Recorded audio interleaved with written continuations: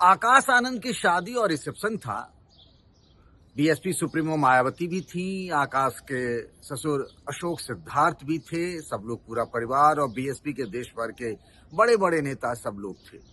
बारी बारी से लोग अशोक सिद्धार्थ को बधाई दे रहे थे। उनकी बेटी प्रज्ञा की शादी मायावती के भतीजे, बड़े भतीजे कहें, आकाश आनंद से हुई थी और उसके बाद रिसेप्शन का यह मौका था। मुझे याद है कि बीएसपी के ही एक पूर्व सांसद आए अशोक सिद्धार्थ के बाद और उन्होंने कहा अशोक सिद्धार्थ से कि भाई आज से आपके लिए एक अग्नि परीक्षा का दौर शुरू हो गया है। अब आपके आगे पहाड़ है और पीछे खाई है।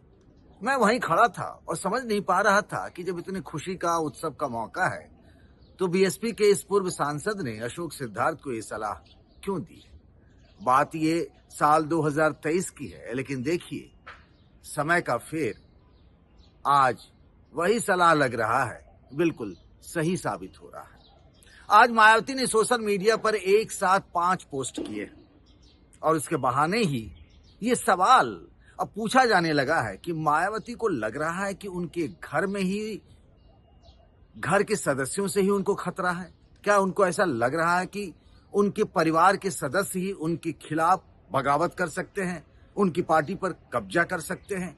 कुछ न कुछ तो मायावती के मन में चल रहा है। ये वो मायावती है जो यूपी की 4 बार मुख्यमंत्री रह चुकी है। ये वो मायावती है जिनकी गिनती एक समय देश के प्रधानमंत्री की रेस में थी, जिन्हें आयरन लेडी कहा जाता था, जिनके फैसले के लिए लोग उनकी दाद देते थे। लेकिन मायावती की अब हालत ऐसी आ गई है कि मायावती अब लगातार अपने फैसलों से चौंका रही है। पार्टी की हालत तो दिन ब दिन खराब हो ही जा रही है। लेकिन अब जो सवाल सबसे बड़ा ये है कि क्या मायावती को अपने ही परिवार के सदस्यों से डर लग रहा है? आखिर सोचिए ना, ये क्या हो रहा है? आज जो उन्होंने सोशल मीडिया पर पोस्ट किया है उससे तो कम से कम यही लगता है। वो कह रही हैं कि उनका जो राजनीतिक उत्तराधिकारी होगा वो वही होगा जो उनकी तरह बहुजन समाज के मूवमेंट के लिए लड़ता रहेगा आखिरी सांस तक। देखिए, बीएसपी के संस्थापक मान्यवर कांशीराम जी रहे और ये सब जानते हैं कि बाबा साहब भीमराव अंबेडकर के बाद अगर यूपी में दलित समाज की बेहतरी के लिए अगर किसी व्यक्ति ने काम किया है, उनका नाम कांशीराम जी है।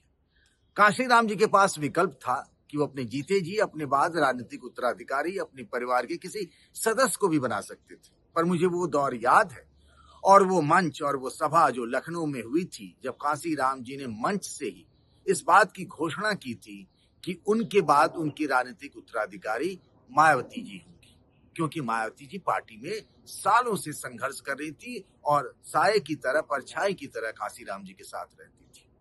फिर एक और मायावती को हमने देखा लखनऊ के रमाबाई मैदान ग्राउंड पे, जब उन्होंने ये कहा था कि उनके परिवार का कोई सदस्य उनका राजनीतिक उत्तराधिकारी नहीं होगा, बिल्कुल कांशीराम जी की तरह।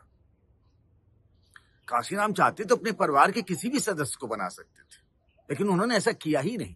उन्होंने तो मायावती पे भरोसा किया। तो मायावती ने भी उसी राह पर चलते हुए इस बात की घोषणा की थी कि उनका राजनीतिक उत्तराधिकारी परिवार का कोई सदस्य नहीं होगा, बल्कि पार्टी का एक सामान्य कार्यकर्ता होगा, वो भी दलित बिरादरी में उनकी ही बिरादरी यानी समाज जो है वो जाटव बिरादरी से होगा।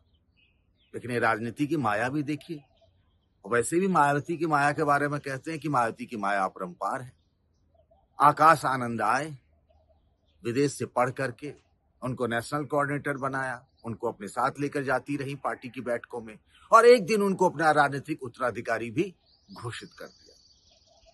उसके बाद तो एक तरीके से ये तय हो गया कि मायावती के बाद उनकी पार्टी में नंबर 2 आकाश आनंद ऑफिशियली हो गया।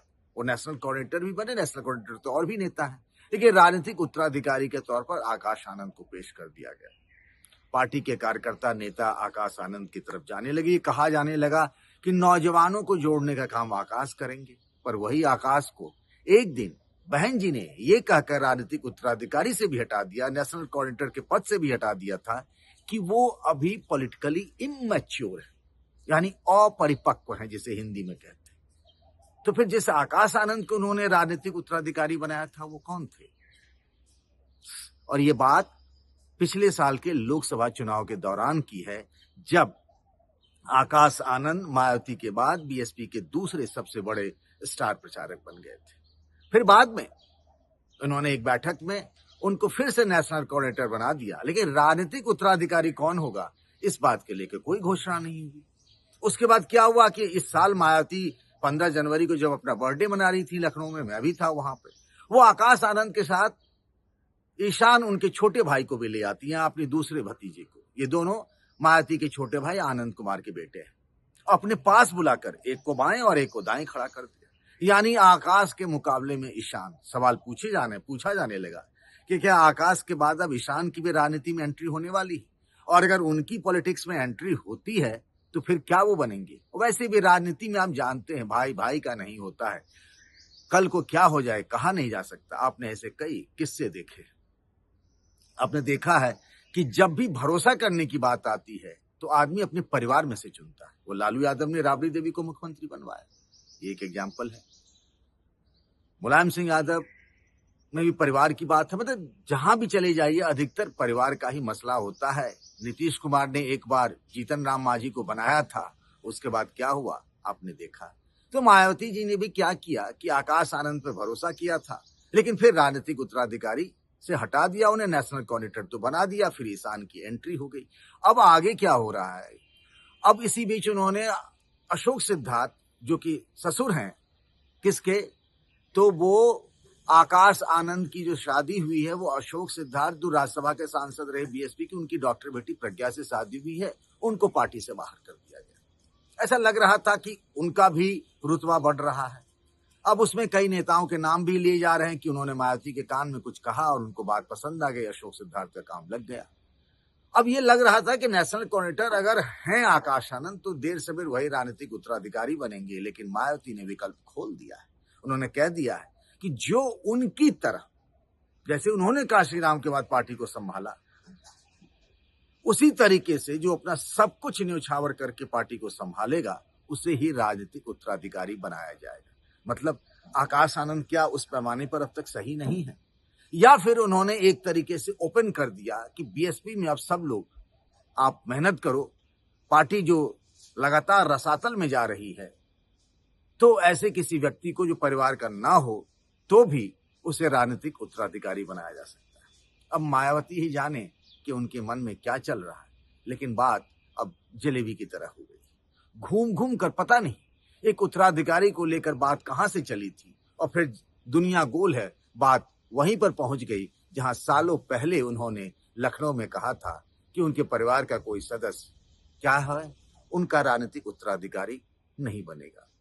अब मायावती के मन में क्या चल रहा है कहा नहीं जा सकता है, लेकिन एक विचित्र परिस्थिति में पार्टी जरूर पहुंच गई। आपको क्या लगता है, क्या मायावती को अपने परिवार से ही डर लगने लगा है, कहीं आकाश आनंद उनके ससुर पार्टी पर कब्जा करने वाले थे, या फिर मायावती चाहती हैं कि अब परिवार नहीं बल्कि उनके लिए पार्टी ही परिवार है, इसीलिए किसी कार्यकर्ता को बनाने का उनके मन में चल रहा है।